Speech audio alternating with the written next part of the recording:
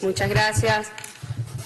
Distinguido embajador Patrick Andrews, presidente del Consejo Permanente de la Organización de Estados Americanos, Luis Almagro, secretario general de la Organización de Estados Americanos, distinguidos y apreciados embajadores, representantes permanentes ante esta organización, señoras y señores. Primero que nada, escuchando las palabras del presidente de este Consejo, debo aclarar que Venezuela ha solicitado con satisfacción un Consejo Permanente el día de hoy, justamente para aclarar y denunciar las graves acciones injerencistas que desde esta organización vienen acometiendo tanto su secretario general como una facción minoritaria de algunos países de nuestra región. Nos encontramos en el Salón Simón Bolívar y a ellos honramos la precedencia histórica que significó para los pueblos de la Patria Grande el concepto del proyecto bolivariano. Ya lo habíamos dicho el año pasado en este mismo salón. Hay dos modelos contrapuestos, hay dos modelos antagónicos en el seno de la organización. El proyecto bolivariano, basado en la unión de la Patria Grande, basado justamente en la defensa y la profundización de la independencia y la soberanía de nuestros países, y un proyecto expansionista territorialmente, culturalmente, militarmente, mediáticamente, desde el hegemón del norte. Dirijo estas palabras en nombre del presidente de la República Bolivariana de Venezuela, Nicolás Maduro Moros, y del pueblo venezolano, alertados por las graves acciones que desde la Organización de Estados Americanos se vienen cometiendo contra nuestro país. Vemos con preocupación y alarma cómo, desde la llegada del secretario general, Luis Almagro, ha dedicado su gestión a agredir obsesivamente a Venezuela y a su pueblo. Su actuación ilícita, unilateral, arbitraria, desviada y parcializada motivó que en la 46 Asamblea General de la Organización de Estados Americanos del 13 de junio de 2016, llevada a cabo en República Dominicana, se aprobara una resolución originada por la preocupación profunda manifestada por los cancilleres de la región, por la desviada actuación del señor Almagro, por lo que decidieron continuar revisando en un Consejo Permanente el respeto a la institucionalidad y normativa de la OEA por parte del secretario general. Debemos hacer historia. Los pueblos del mundo deben conocer cómo llega este oscuro personaje a la Secretaría General de la Organización de Estados Americanos. El presidente Nicolás Maduro ya había advertido al presidente amigo José Pepe Mujica de las desviaciones políticas de su canciller, Luis Almagro, al servicio de los factores imperiales. Sabíamos que actuaba como agente de los intereses estadounidenses. Fue gracias a la intervención del presidente Mujica quien dio garantías plenas al presidente Maduro de que jamás, entiéndase bien, jamás Almagro atacaría a Venezuela, que se decide su apoyo y se garantiza su elección. Fue la crónica de una traición anunciada. Luis Almagro asumió funciones el 26 de mayo del año 2015. Apenas 15 días más tarde, inició sus ataques y agresiones contra Venezuela. Había llegado con un mandato muy claro a esta organización. El primero de ellos, acabar con la revolución bolivariana. El segundo, sustituir al gobierno del presidente Maduro y dar soporte internacional a las acciones violentas de la ultraderecha violenta venezolana, socavando la soberanía y el Estado de Derecho mediante la desestabilización del país. Ya con la desaparición física de nuestro querido y amado comandante presidente Hugo Chávez, líder de la revolución bolivariana, había arreciado el plan para acercar a Venezuela. Se iniciaron acciones dirigidas a fomentar un bloqueo financiero contra nuestro país. Se cartelizaron las exiguas fuerzas productivas privadas de Venezuela para boicotear la comercialización y distribución de alimentos y medicamentos. Se profundizó el contrabando de extracción de bienes esenciales a la población hacia Colombia y se manipuló con un marcador ficticio y virtual el valor de la moneda venezolana respecto a la divisa estadounidense en la frontera con Colombia. Esta agresión multiforme económica contra Venezuela ha estado acompañada por los poderes fácticos internacionales, financieros y mediáticos, alentados por un plan articulado y respaldado desde Washington. Almagro no actúa solo ni por sí mismo, es conducto de los mandatos que desde esta ciudad le dictan y acompaña además su gestión con el contubernio de una facción pequeña de un grupo de países en el seno de la OEA. Un objetivo los vincula desde distintas posiciones: crear el ambiente en la comunidad internacional de que algo grave ocurre en Venezuela, que justifique la intervención en todas sus dimensiones. Las normas generales para el funcionamiento de la Secretaría General establecen que quien ocupe ese cargo debe desempeñarlo con integridad, independencia e imparcialidad. Esas son exactamente las características que el señor Almagro no posee. Carece de independencia cuando se somete voluntariamente al servicio del país más poderoso de esta organización y actúa como su agente burocrático, su operador propagandístico, su asistente político y su extorsionador local. Carece de integridad cuando salta las normas de la organización, viola el derecho internacional, usa a propósito información falsa, contradice abiertamente las decisiones de los Estados miembros y amenaza a quienes no lo siguen en su agenda de destrucción contra Venezuela. Carece también de imparcialidad cuando sin escrúpulos organiza una campaña con recursos de esta organización, como no se ha visto en muchos años, para desestabilizar a Venezuela, al tiempo que se hace el ciego ante las enormes violaciones cometidas por el país que le paga su sueldo.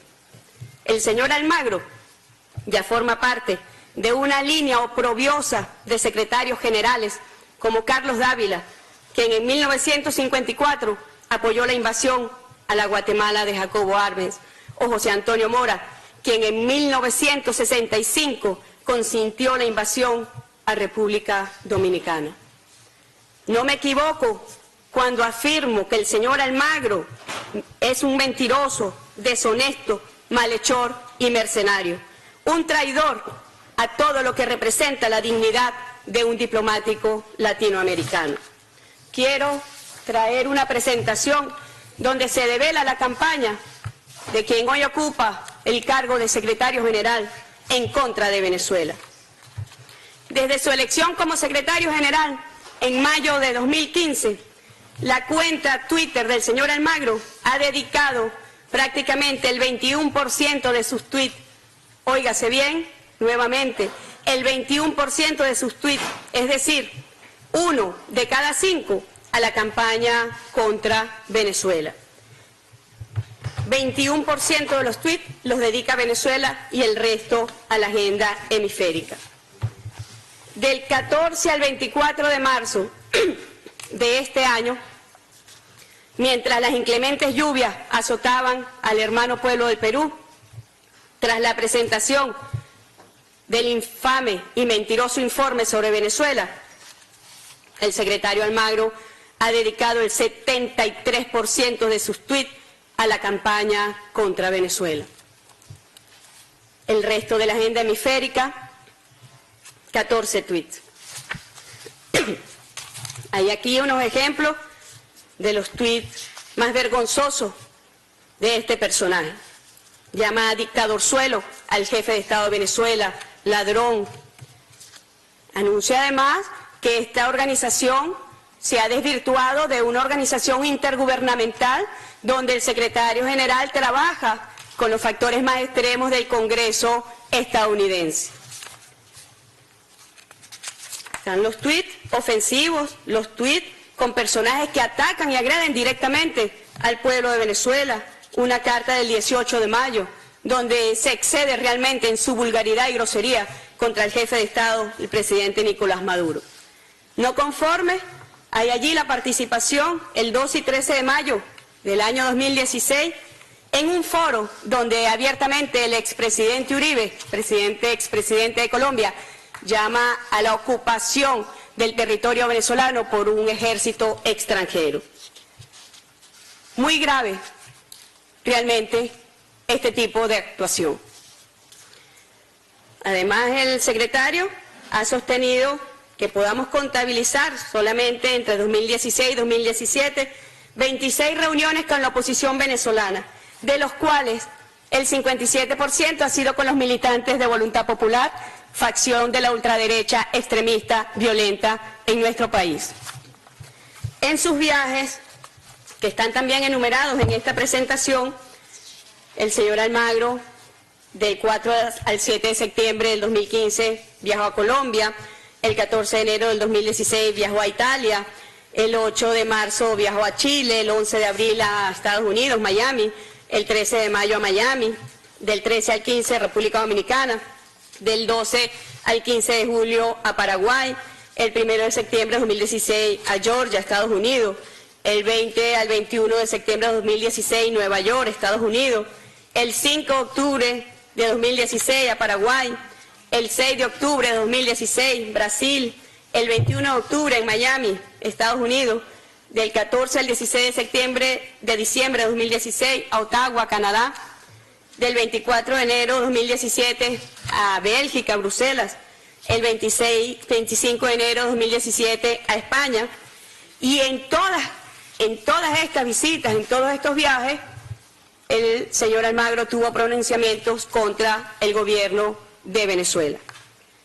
Yo quiero referir las normas que directamente se han violentado con la actuación desviada, ilícita, arbitraria, parcializada del señor Almagro. Artículo 1 de la Carta de la OEA, quiero resaltar, la Organización de los Estados Americanos no tiene más facultades que aquellas que expresamente le confiere la presente carta, ninguna de cuyas disposiciones la autoriza a intervenir en asuntos de la jurisdicción interna de los Estados miembros. También el artículo 107, el artículo 118, quiero resaltar, en el cumplimiento de sus deberes, el señor Almagro y el personal de la Secretaría no solicitarán ni recibirán instrucciones de ningún gobierno ni de ninguna autoridad ajena a la organización. Cosa contraria ha ocurrido en cada uno de sus viajes. Cosa contraria ha ocurrido cuando se reúne con los congresistas de las facciones más extremistas del Congreso de los Estados Unidos, donde se le dice qué debe hacer en contra de Venezuela. Y se abstendrán de actuar en forma alguna que sea incompatible con su condición de funcionarios internacionales responsables únicamente ante la organización. Se deriva de aquí también el principio de responsabilidad de este funcionario, responsabilidad internacional en el ejercicio de sus funciones. Pero además, en las normas generales para el funcionamiento de la Secretaría General, donde el mandato que nos dan los cancilleres en la Asamblea General de la OEA realizada en República Dominicana, se nos pide también revisar el apego a estas normas. Artículo 29. Independencia en el cumplimiento de deberes. En el cumplimiento de sus deberes, los miembros del personal no solicitarán ni recibirán instrucciones de ningún gobierno ni de ninguna autoridad ajena a la organización. Artículo 137. El secretario general y su adjunto se abstendrán de toda actividad, esté o no esté específicamente prohibida en estas normas, que resulte o dé la impresión de resultar en B. Pérdida de su independencia o ausencia de imparcialidad en sus respectivas actuaciones. Venezuela ha demostrado claramente cómo estas normas se violentan permanente y sistemáticamente por parte del señor Almagro. Adopción de decisiones administrativas sin observar los procedimientos administrativos, perjuicio de buen nombre e integridad de la Secretaría General. Muy desprestigiada está la Secretaría General de esta organización. Realmente es preocupante lo que aquí está ocurriendo. En marzo de 2015, la OEA cayó frente a la grave amenaza del uso de la fuerza por parte de un país miembro de esta organización, pero que además es la más poderosa, la fuerza militar más poderosa del mundo. Al considerar, como ustedes bien saben, a través de la orden ejecutiva firmada por el expresidente Barack Obama, al considerar a Venezuela una amenaza a la seguridad y a la política exterior de los Estados Unidos. Posteriormente, en octubre de ese mismo año, el jefe del Comando Sur de los Estados Unidos declaró la intención de su país de invadir militarmente a Venezuela, en la eventualidad de una crisis humanitaria que así lo justifique. Dos fuerzas en el seno de la OEA han venido trabajando en esa dirección, retomando el expediente intervencionista que marcó su perniciosa actuación en la historia del hemisferio. Por un lado, su secretario general trabaja afanosamente en pro de la declaratoria de crisis humanitaria en Venezuela, deficiencia de democracia y violación de derechos humanos. En el otro, un grupo menor de países oponentes política e ideológicamente al modelo de la revolución bolivariana. Han desplegado una suerte de diplomacia blanda articulada con el extremismo obsesivo de Almagro, pero vinculados indisolublemente en su intención de dañar la imagen internacional de Venezuela, afectar las relaciones con los otros países de la región y etiquetar a Venezuela como un país problema a atender y resolver con premura. Viene la OEA de una historia vulgar de intervención en nuestro hemisferio a favor del país hegemón del norte. Un instrumento diplomático a través del cual Estados Unidos, actuando como maquinaria militar, comercial, cultural y financiera, ha impuesto no solo su modelo de expoliación, sino también ha sometido a pueblos enteros a la más infame violación de los derechos humanos. Nació la OEA con esos dos modelos en contradicción y pugna: el proyecto de Monroe de expansión territorial y dominio imperial versus el proyecto bolivariano profundamente independentista y soberano. En 1962, una situación similar a la que está ocurriendo hoy se vivió en la región. Un cónclave inmoral decidía la exclusión de Cuba por su naturaleza ideológica. A Cuba se le criminalizó y cercó económicamente, llevándola a un bloqueo que cuenta ya más de 5 décadas.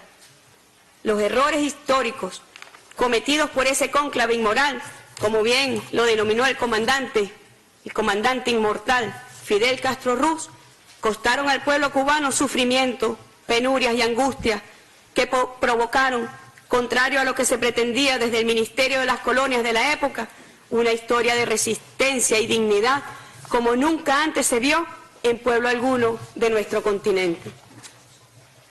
Nuestro homenaje eterno al pueblo de Cuba por su resistencia, por su dignidad, por su valentía, por su coraje, frente a esas pretensiones que hoy pretenden también venirse como fuerzas oscuras contra Venezuela.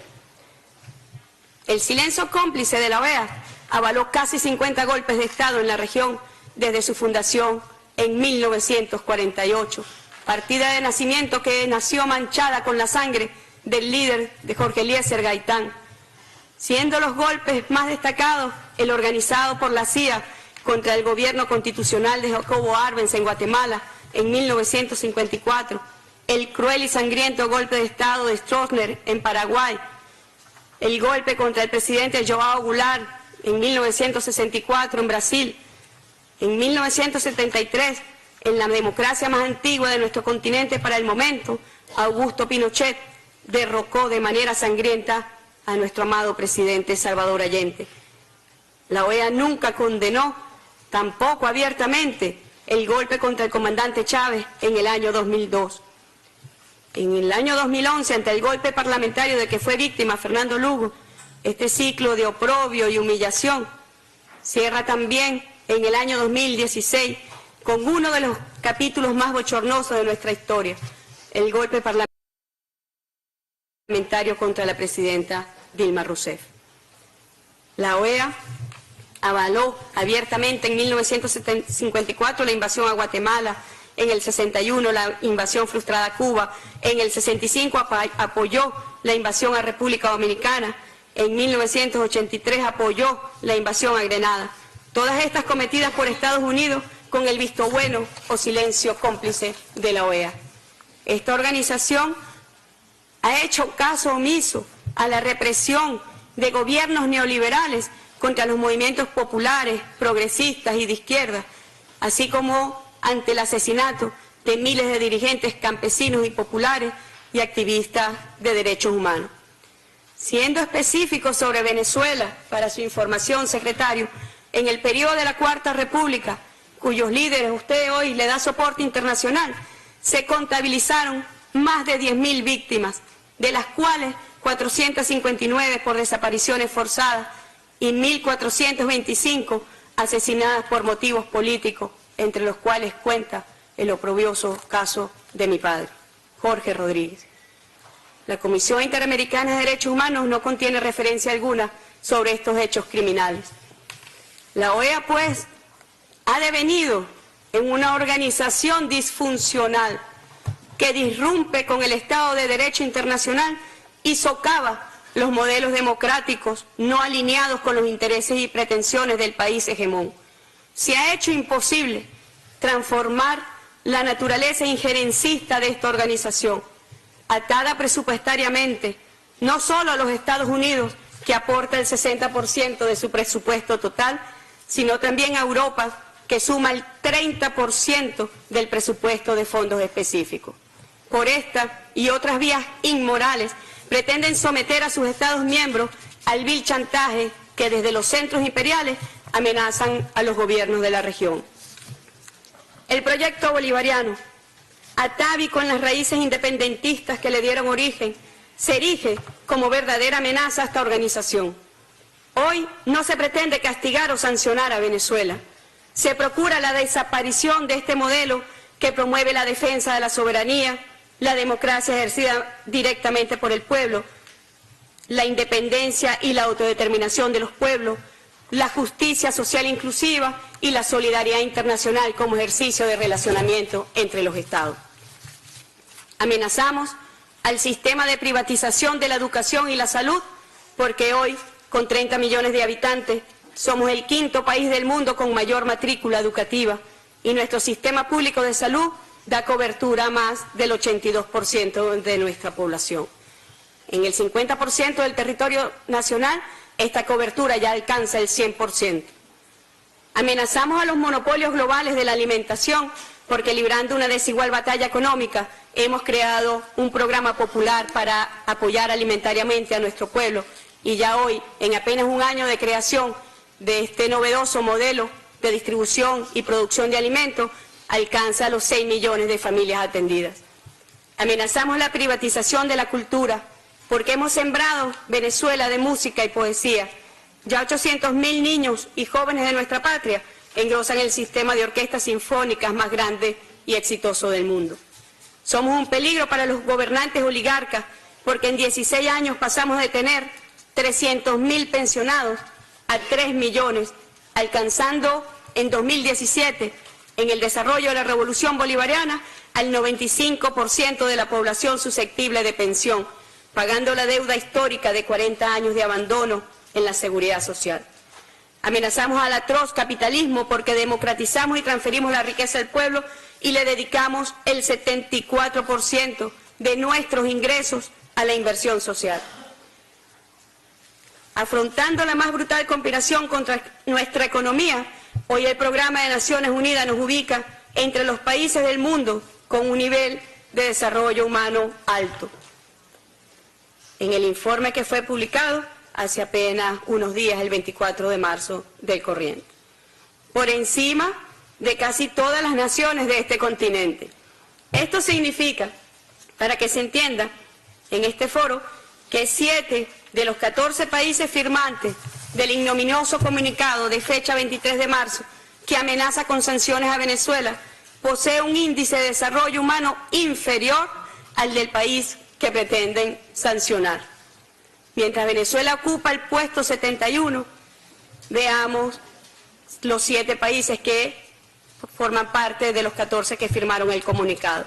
México se encuentra en el puesto 77, Brasil en el puesto 79, Perú en el puesto 87, Colombia en el puesto 95, Paraguay en el puesto 110, Guatemala en el puesto 125, Honduras en el puesto 130. Preguntamos, ¿algún día se firmará un comunicado para autosancionarse porque su nivel de desarrollo es inferior al de Venezuela? Venezuela hoy está en el centro de la política doméstica e internacional de los Estados Unidos. Por un lado, se ha convertido en una pieza de transacción entre la administración y los factores extremistas del Congreso estadounidense, financiados por la ultraderecha y la oligarquía venezolana. Por el otro, ha sido tomada como objeto a negociar entre la nueva administración y los gobiernos de derecha de la región para aminorar los temores de este frente a una nueva clase gobernante. Nuestro modelo social de integración entre iguales y de comercio justo es un factor de estabilidad y de paz en este continente. Nosotros queremos resaltar mucho esto, los peligros que encierra seguir adelante con este plan intervencionista y de desestabilización en Venezuela. No se tiene conciencia. Así lo prefiguró el comandante Chávez cuando decía que éramos un factor de estabilidad y diseñó los nuevos mecanismos para la unidad latinoamericana y caribeña. Equilibrio para avanzar colectivamente hacia el bienestar y la justicia social, en medio de las terribles crisis del capitalismo global y depredador. Lo dijo Juan Domingo Perón, el siglo XXI nos encontrará unidos o esclavizados. A pesar de un siglo de saqueo y dominación imperial, el siglo XXI no nos encontró esclavizados. Nos encontró en batalla por la liberación, la soberanía, el derecho que tenemos para construir nuestro propio futuro y por la independencia definitiva de la patria grande. Frente a ese modelo surge como una esperanza en el horizonte para la integración y la unión de los pueblos, la comunidad de estados latinoamericanos y caribeños, la unión de naciones suramericanas, la alternativa bolivariana para las Américas, Tratado de Comercio de los Pueblos y Petrocaribe. Lo que la OEA no pudo construir en diálogo genuino entre los países, en cooperación y solidaridad internacionales, han sido reivindicados por estos novedosos mecanismos que expresan el espíritu del nuevo mundo pretendido por el libertador Simón Bolívar. Lo imaginó Bolívar, lo soñó Martí y lo forjó Chávez, junto a un grupo de líderes y lideresas de todo nuestro continente, el comandante Fidel Castro entre ellos. Esta visión está plasmada allí en la CELAC, en el ALBA, en UNASUR, entre Petrocaribe, y estamos seguros que más temprano que tarde derrotará a las facciones golpistas e intolerantes en el seno del Mercosur. La CELAC nos brindó a nosotros, como una comunidad de naciones latinoamericanas y caribeñas, la declaración que nos blinda como un territorio de paz. El derecho a la paz es un derecho sagrado de los pueblos. Hoy Petrocaribe y el ALBA arrojan extraordinarios resultados a favor del derecho al desarrollo y el beneficio de los pueblos. Yo quiero detenerme solamente a mencionar los logros extraordinarios y más destacados con estos mecanismos. Desde su creación, el 29 de junio de 2005, Petrocaribe y el Producto Interno Bruto que reciben el suministro de hidrocarburos pasó de 143.377 millones de dólares a 216.806 millones de dólares. Esto implica un aumento del 51.2%. Durante el año 2016 se recibieron suministros de 14 millones de barriles por un monto de 800 millones de dólares, de los cuales fueron financiados a largo plazo 300 millones. Luego de estos 11 años de trabajo, se incrementó también la capacidad de almacenamiento de hidrocarburos en la región a 652.000 barriles y la capacidad de transporte marítimo a 980.000 barriles. Se cuenta con la estructuración de un circuito de refinación propio, caribeño, con capacidad de procesamiento de 135.000 barriles día, distribuidos entre Jamaica, Cuba y República Dominicana. Hemos alcanzado además 350.000 millones de barriles de petróleo, que corresponden a una factura de 30.933 millones de dólares. Cerca de la mitad forma parte del financiamiento a largo plazo.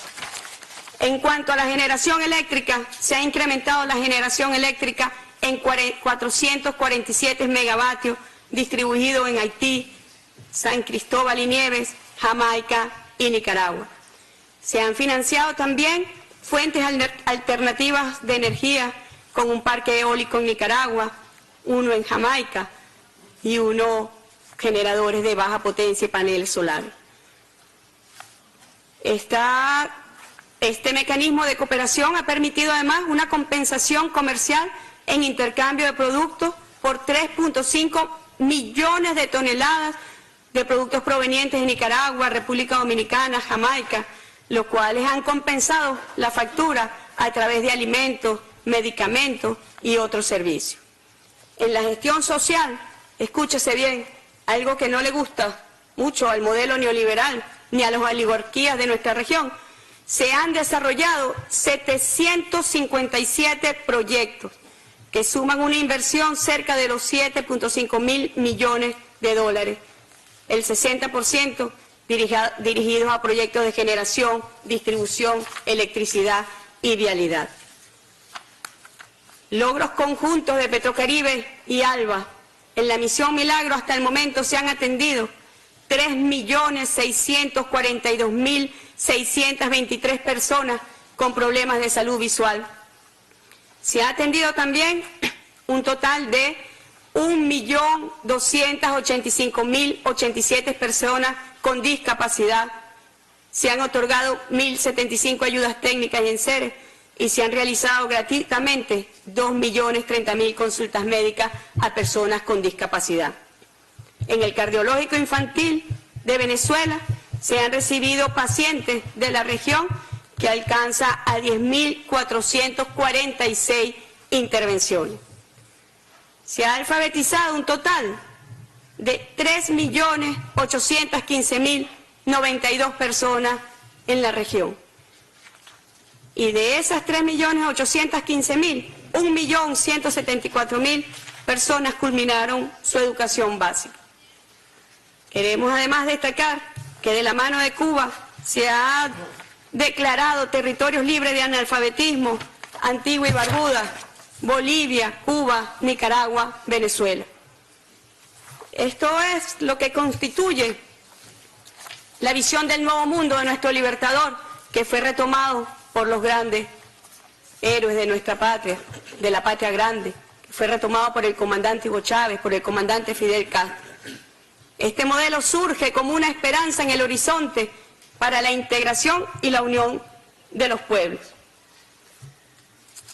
Distinguidas delegaciones, queremos repudiar en toda su extensión la estrategia adelantada por el señor Luis Almagro y los infames adefesios manifiestos en el informe contra Venezuela presentado el 23 de junio de 2016 y el informe que fue presentado hace apenas unos días en esta organización.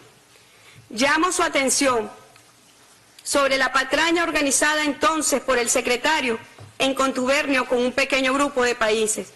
Nuevamente una facción minoritaria en el seno de la OEA que engañaron y manipularon a los países al decir que Venezuela no sería sancionada ni se activaría la Carta Democrática contra el país, sino que se escucharía la lectura del informe por parte del secretario general.